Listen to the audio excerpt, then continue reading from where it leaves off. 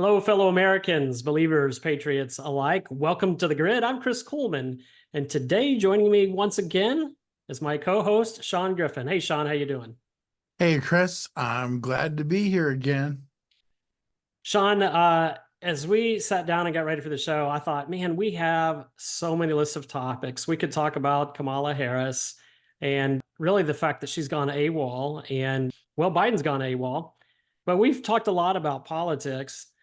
We could talk about Israel absolutely kicking Hamas in the ding ding with some of their unbelievable surgical strikes over the last several days.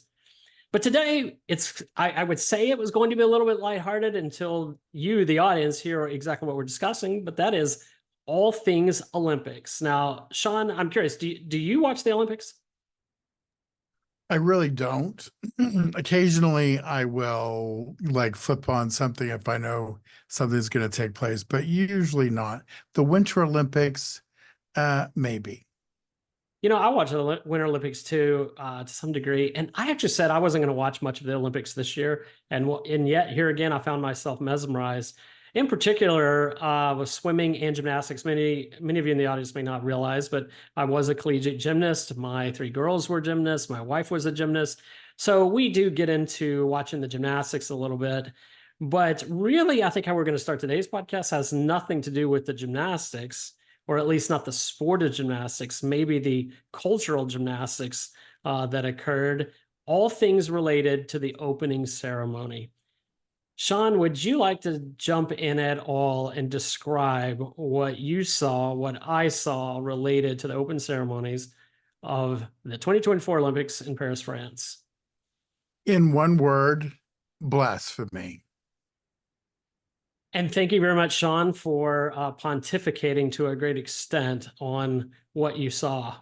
Nothing Yes, like cutting to the chase. nothing like It was cutting to the chase. blasphemy. So, Shaun, let's assume that some members of our audience don't watch the Olympics and they don't watch the news, and maybe they've been floating in the raft in the Atlantic for the last 2 weeks and are completely oblivious to world news. Why would you say that, as we talk about the opening ceremonies, that it's blasphemy? Well, you've got the Last Supper of Leonardo da Vinci being, what's that word, mocked. I'm sure they weren't trying to mock it. But anyway, they restaged The Last Supper with drag queens. So when you say you say they, you're talking about the International Olympic Committee. Well, I shouldn't say probably them. You're talking about the host country, and the groups that they hired to perform. Exactly. Exactly. And if they actually understood scripture, they would know that is not something that you do. No, scripture says that God will not be mocked, yet this was allowed to happen for whatever reason. And, there was a lot of debate on this, on whether or not it was intentional or was not intentional. But is that even important? I mean, that might be important to you and I, because if it's intentional, that just makes me even more angry. But at the end of the day, mocking of God is mocking of God, whether you necessarily realize it or not. I think scripture does tell us that people are held accountable for sin, whether or not they are aware of that sin. Am I Yeah, am I remembering that correctly? you are remembering that correctly because, like with Sodom and Gomorrah, those folks weren't following him, but they reached a point of debauchery where he said, we're done. I'm done. He did. And then I don't know as much about this. I did watch, they had a display of a mechanical horse that was on a boat that basically came across the water just under the surface. So it looked like the horse was galloping.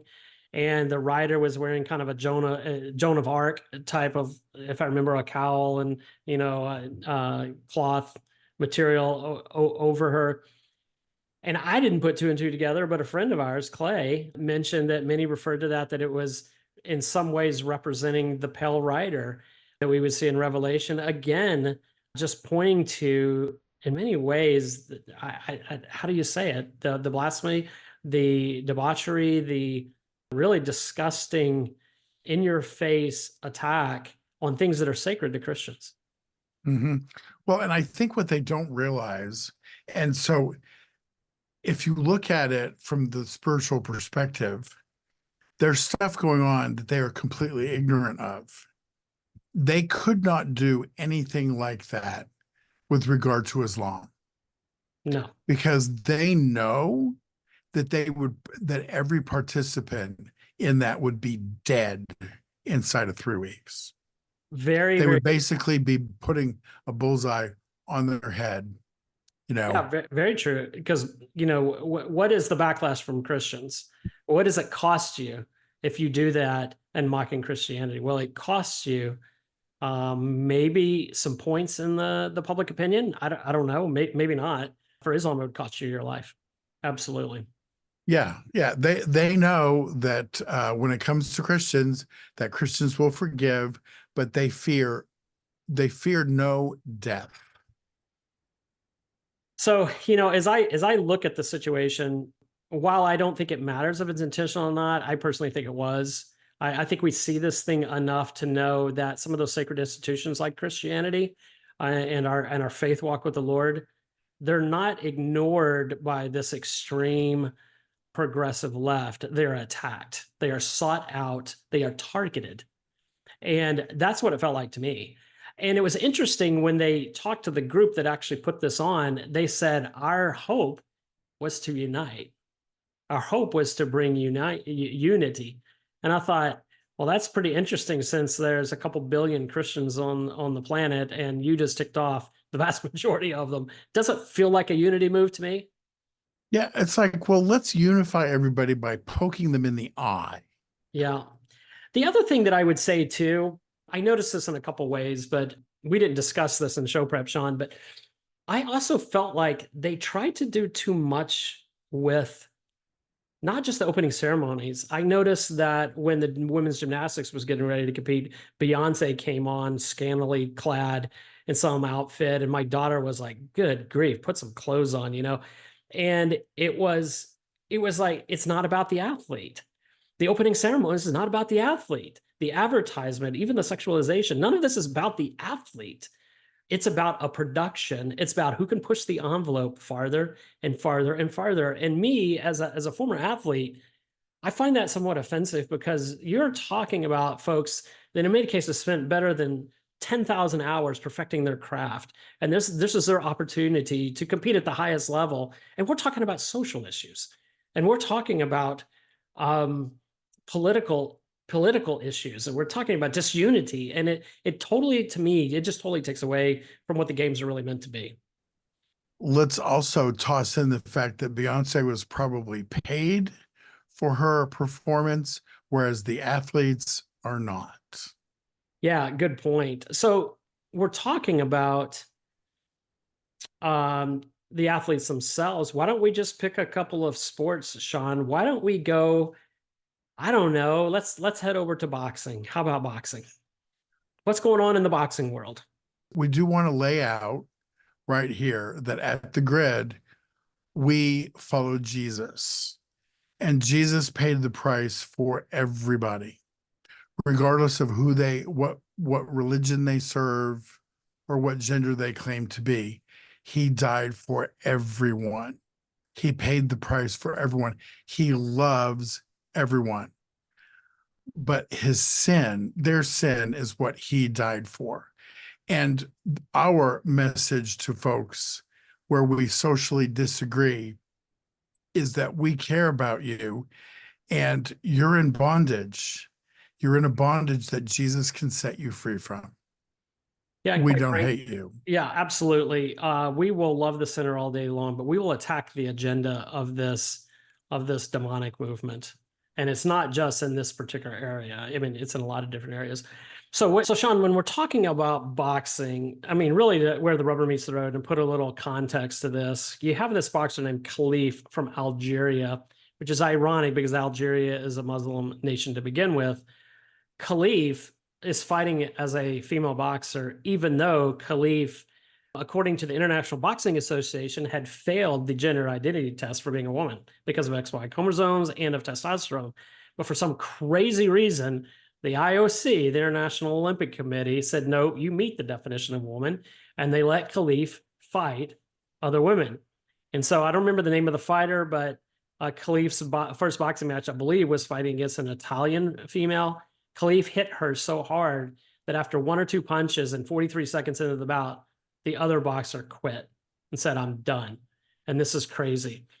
And when you see the fight, when you see the boxer, you would never come to the conclusion that Khalif is a female. You would say that Khalif looks like a 16-year-old male that's entering puberty.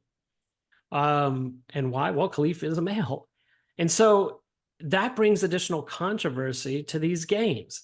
And folks, we've been telling you for this some time. We've been telling you on the grid. You've been seeing it everywhere on conservative shows that the question that rings true in this area is, where does it stop? Where does it end? When you start saying I can be whatever I want to be, where does it end?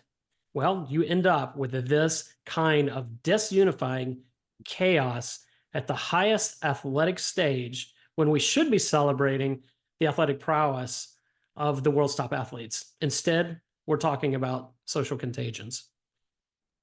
Yeah, it's really sad. Her name is Angela Carini. That's right, Carini. Yeah, thank you. Thank you for looking that up, Shaun. And I heard somebody ask one time, if you want to just put this in context, if you truly can decide what you are, and that allows you to go to a bathroom that you want to be in, it allows you to compete in the women's sports. What if tomorrow, to prolong his career, LeBron James says, I now identify as a woman? Is there anybody on this planet that thinks that that would be fair, that that would be right? LeBron James would break every scoring record in the books. He'd score 100 points a game. An entire team of women could not stop him. He's 6'8", 250 pounds. He is a well-cut, muscled scoring machine.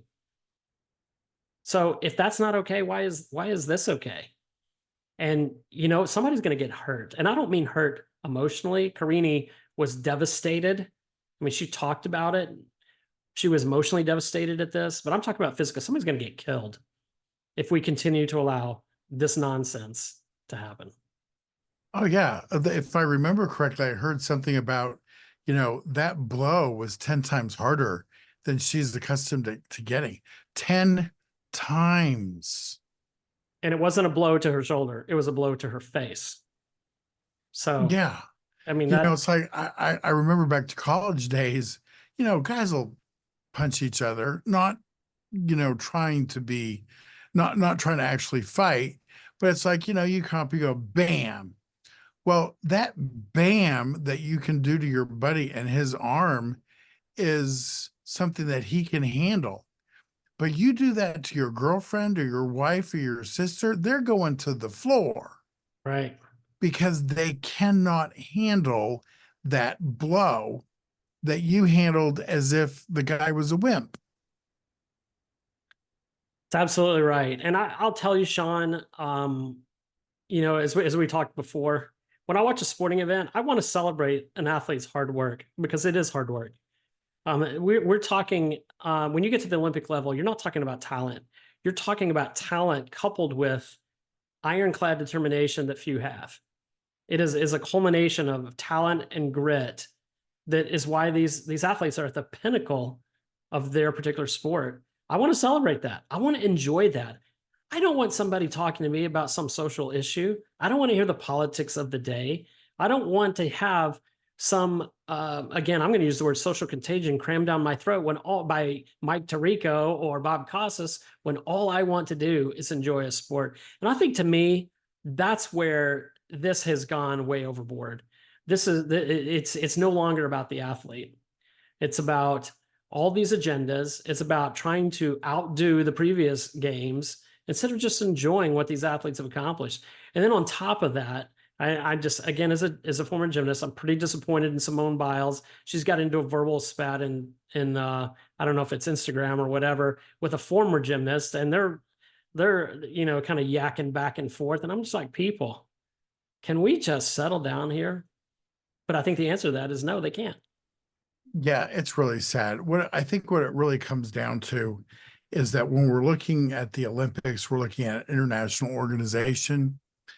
and liberalism is a cancer that has affected every nation, and they have an agenda, and that global agenda is wicked to the core, and it is not a godly one, and it's looking to include everything that people who adhere to tradition recognize as wrong. Yeah, you know, I had not really put those pieces together, Shaun, but that's true. If you think of pretty much any international organization that we participate in, what you'll see is that the United States provides the majority of the funding, but has the least input on the values.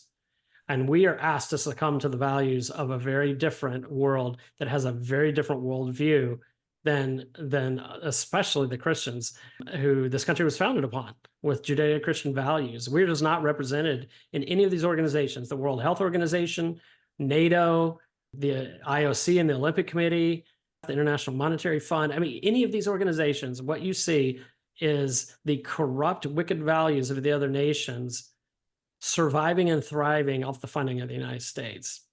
And you know what? I'm not trying to make this podcast political, but Trump was right when he said other countries should pay their fair share. You know what? You're going to participate in this. You need to pull your own weight instead of being us of having to, you know, we have the cost burden, but then again, don't get to shape policy. So Right. Anyway, and then you add on top of that, I think as we started this podcast, we were talking about just the disunity. Then you have Russia who invaded Ukraine. They weren't allowed to compete, and they obviously have top athletes. So I'm just disappointed in the games. I just have to tell you, I'm disappointed in the games in the midst of the world chaos that's going on. Yep. Well, unfortunately, it's got all the markers of globalism and its influence. And anytime globalism steps in, it messes things up.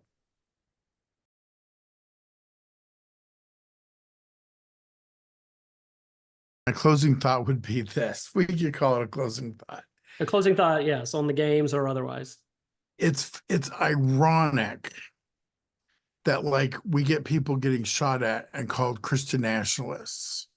That's a Christian who firmly believes and is patriotic about the existence of their country. At the Olympics, we come together, but we come together identifying as our individual countries. And we see that that is at odds with their agenda. They don't know how to bring folks together with differing nationalities onto one place without being political about it. If they left the politics out of it, all of these nations would come together, they would play, they would have their medals, and everybody could be happy. It's exactly right. Now, I cannot resist, because you threw the bait out there without knowing it. When you talk about the countries representing individually, but that sort of be the antithesis of what's kind of going on for the globalist movement, it does remind me of a situation that Kamala Harris is starting to face.